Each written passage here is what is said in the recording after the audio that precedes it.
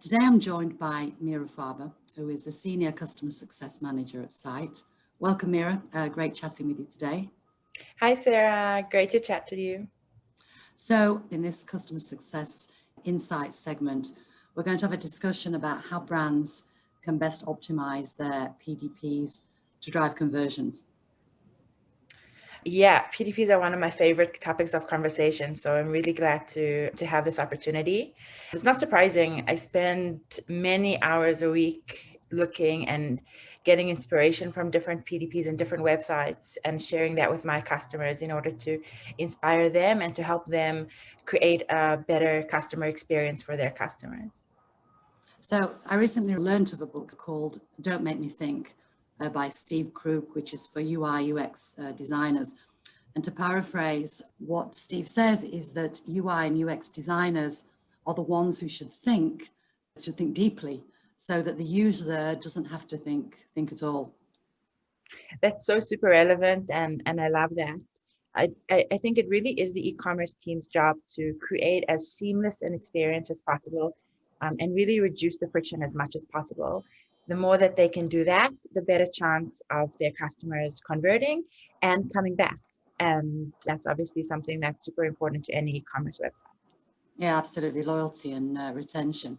So Meira, when you think of PDPs, what comes to mind in terms of why is this section of e-commerce retailers' website so important when it comes to driving conversions? So when I think of a PDP, I really think of a virtual fitting room. This is the place for a website to inspire confidence in their users and their shoppers that what they see is what they're going to be getting. This is generally going to be the place that users will decide whether or not they want to purchase the item. So it's really the e-commerce teams or the PDP's job to, on the one hand, reduce friction and make sure it's a very smooth process and it's very clear as to what the customer needs to do. And on the other hand, needs to be a very accurate digital experience and really allow the user to get all of that information as if they were trying on the product in a fitting room in a store. Very good points. So you've just actually authored recently a blog post for Syte, which sets out 21 product detail page best practices to boost conversions and shopper engagement and therefore loyalty. Can you go over what would be your best practices from that selection that would make for an effective product detail page?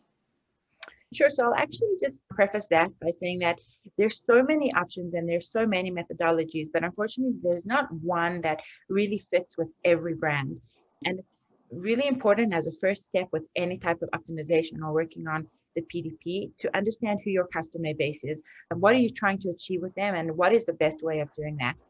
A user searching for a Louis Vuitton bag is obviously going to behave very differently and look for different information and different attributes than somebody looking for pajamas. So that's really just a baseline to jump off of. There are some rules, however, that do cover most of the scenarios. So let's focus on that. Okay, so can you break those down for us into some bite-sized chunks?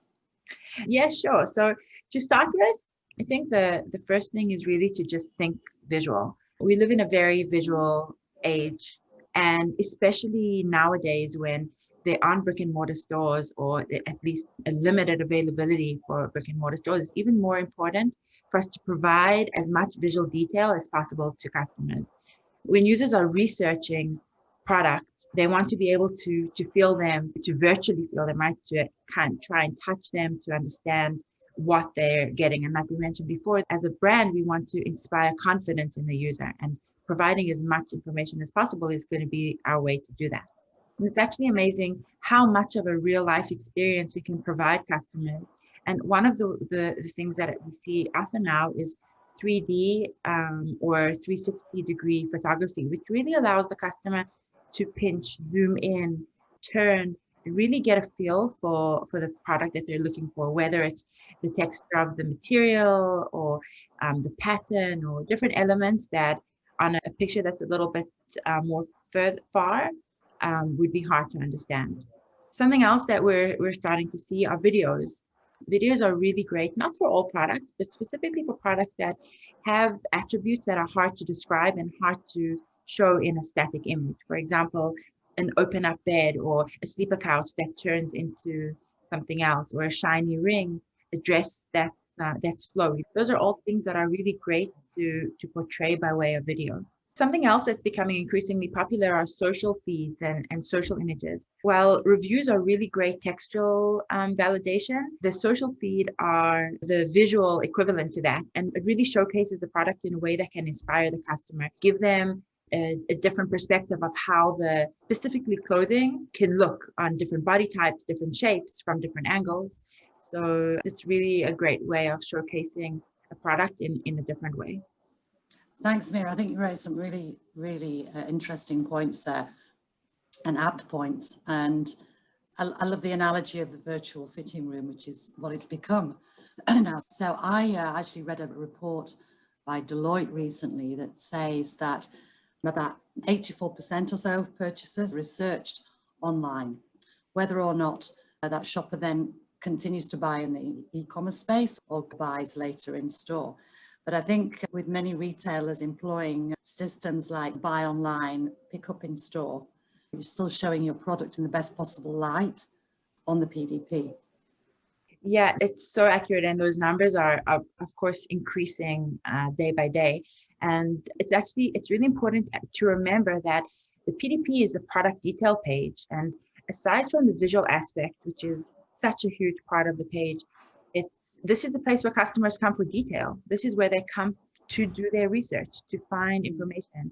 If a user needs to go elsewhere to research that product that they want to buy, this is not a great experience for them. Your PDP should be really straightforward and not overcrowded, right? You want to provide all the details possible on the product, whether it's the fabric makeup, a sizing guide, delivery information, out of stock status. You definitely don't want your user spending a lot of time on the page and researching the product only to find out that it's out of stock. These are all things that really that should be readily available on your page, but not crowding it and not taking up too much space to detract from the user understanding and getting an idea of the product. So that's actually a really great segue into my next tip, which is clarity. Well, a totally different domain. E-commerce is actually taking a lot of guidelines from the brick and mortar store experience, especially nowadays when brands are seeing a huge influx in users, a lot of whom have never shopped online before. It's really important for them to create an environment that's safe and very clear to users so that they know exactly what to do and don't feel lost or overwhelmed with the process. Imagine going into a store and not finding the checkout counter or not finding a store assistant to help you. You would most likely drop your bag and leave. The same thing on your e-commerce page, but here you don't have that assistant to chase after you. You need to be able to make the next step very clear to a customer, whether it's a help box for them to ask questions, or the add to cart button, buy now, the wish list. All of these elements should be very clear and easily accessible to users. And I divide this into 3 points: the location, the styling, and the functionality. So in terms of the location, especially your call to action button, so your add to cart or your checkout options, they should be large enough that a customer doesn't have to look for it and that they're very clearly marked, but it shouldn't be too big that it's overwhelming and actually takes up too much real estate and doesn't give the user an easy way to explore and navigate the page. We often see the call to action button on the right-hand side of the product and on a mobile device, sticky at the bottom of the screen. So it's very easily accessible there, but isn't interfering with the experience. In terms of the styling, there's a huge amount of psychology that's gone into the international perceptions of different colors and different colors in different places in the world. And it's really important for brands to take into consideration those cultural influences. For example, green and yellow, in the Western world, we see them as very warm, positive, lucky colors.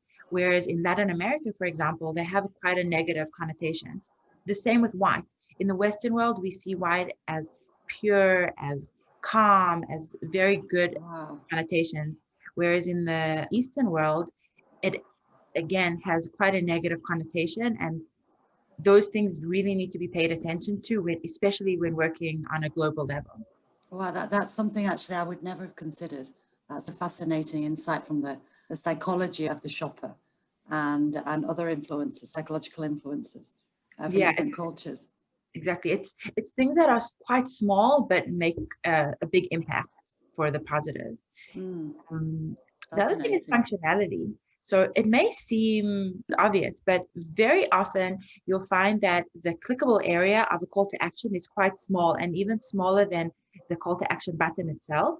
And this can cause quite a lot of frustration. Not many users will click more than maybe twice or three times before abandoning, something that should really be paid attention to. And something else that's not a must have, but definitely a nice to have is feedback. Providing customers with feedback. Let them know that the item that they just clicked on was in fact added to cart. If they're waiting for the next step to load, show loading icons. Don't give the customer any reason to abandon and to leave the process, especially once you've managed to get them so far down the funnel. These little elements and these little aspects of interaction can really keep the customer happy and following through with the purchase. Exactly. Those are excellent points you make. Of course, these are all small items which synergize, which with synergy make for an excellent experience. And when it comes to clarity, I think you're absolutely right. Those CTAs need to be crystal clear, absolutely crystal clear for all types of shoppers. We've seen during COVID, statistics show us that there's new types of customers coming online for the very first time, older generations who have started to buy their groceries online or holiday presents for their children, birthday presents for the children. It's their first online experience. So they were hesitant to buy online before the pandemic. And the stats show that they are likely to continue with the online buying trend into 2021. So we need to make the journey for all types of persona really as seamless as possible, and especially for those new shoppers. That's so true. And I see that it's actually quite close to home. I see that with my parents, with my grandparents that are Yeah, definitely starting to shop online a lot more. And it's actually amazing to see how brands are really adapting their site to these new type of users and really cutting down on the text, not taking it out of the site, just putting it in a better place.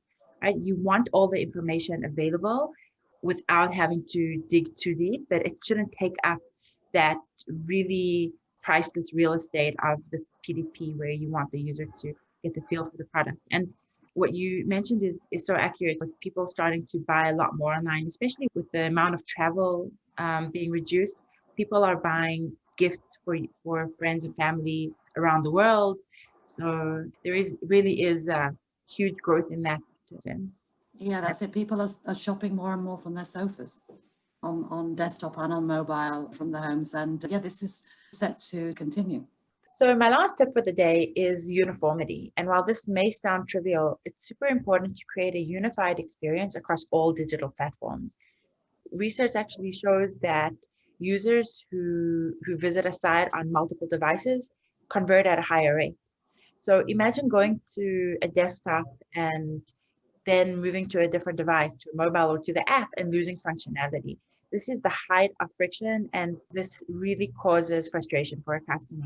One of the really good examples of this is the wish list function, which often is used as a way to save items in order to then purchase them at a later stage or on a different device. Now, imagine putting something into your wish list and then moving to a different device and it's not there anymore. The chances of the user abandoning here are very high, and this can easily be rectified by creating that unified experience, not only for that purpose, but also to create a platform which makes your users feel comfortable and to know what they're doing. And especially with returning users, we want them to feel that they know the site, they know what to do, and all they have to do, really the hard work, is really just choosing which products to put into the cart. Everything else is clear and easy. Something else that's really important is to create consistency of the PDP with the rest of the site. This unconventional funnel is really becoming the norm now. There are not many customers who come to your homepage, category, and then product page. You'll usually find customers come directly into your product page or into different areas of the site and navigating back and forth. It's very important to make sure that no matter what page the customer lands on, especially the PDP, they know exactly how to get to different pages and to other areas of the website without fumbling. Thanks, Meira. All the points that you make are so poignant and so relevant. So can you give us a summary of the main takeaways from our conversation today? Yeah, for sure. So really, I would ask myself as a brand 3 questions. The first one is, what information about the product should be available to my customers? The idea is to give them as many answers as possible without needing for them to leave and do additional research or find out other information. So what can be put on the page that will make the description and the details of the product as clear as possible? The second thing is the objective of my page super, super clear. Does the customer who's never been to my website, will they know exactly what needs to be done next? Whether that's add to cart or add to the wish list or even quick checkout, do they know exactly what the next step is? And the third thing is, will my customers feel at home across all my digital platforms? Will they visit on my app or on a new device and know what to do and where everything is located? If all of those are clear, then you have a super excellent PDP and everything should be good. Thanks, Meira, for that very concise, succinct summation of the great points you make. If anyone would like to read Meira's post on 21 best practices and actionable tips that will improve a PDP or the performance of a PDP, it's readily available on the Syte website. Meira, thank you again for joining me. It's been great chatting, and until next time. Thanks, Sarah.